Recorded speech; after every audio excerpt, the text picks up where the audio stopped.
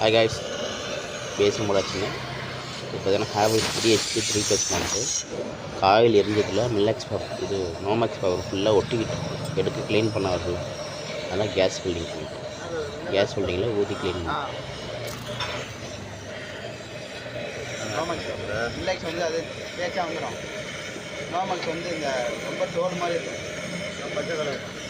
அது இல்லை, அது கர்ணம் ப்ளூ கலர் சேர்ந்த மாதிரி. 1 கிராம் 2 ரூபா 50 காசு.